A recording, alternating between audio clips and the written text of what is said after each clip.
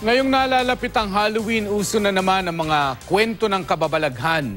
Ang isang lumang bahay sa Cebu, dinarayo hindi lang dahil makasaysayan, kundi dahil may kababalaghang umanong nagaganap doon.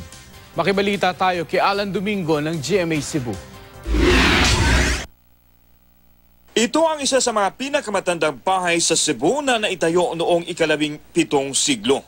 Bukod sa naging saksi ito sa kasaysayan, misteryoso rin umano ang bahay na ito.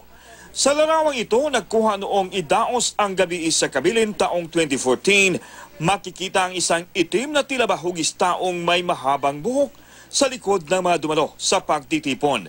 Sabi ng ilan, Black Lady umano ito. Ayon sa mga nakakita ng larawan, may iba pang dalawang kasama ang itim na nilalang. Kumuha naman ng ibang larawan ang may-ari ng bahay sa nasabing lugar at ikinumpara ito sa nakunan noong gabi sa Kabilin. Ang itim na portion nagmukhang kuha raw ng maliit na hugis cross.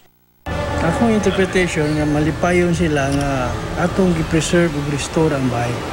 Pinatingnan namin ang nasabing larawan sa isang professional photographer at ito ang kanyang analysis.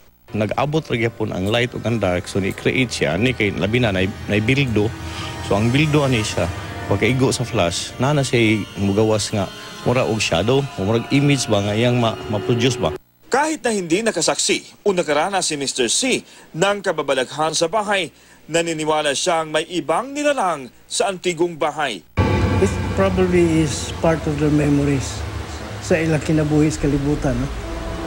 They are just like us. May kababalaghan man o wala ang antigong istruktura. Isa na ngayon sa mga dinarayo sa lugar. At ngayong mag-uundas, pinakamahalaga pa rin daw sa lahat ang pagdarasal para sa mga yumao. Alan Domingo, Nagbabalita, Pilipinas.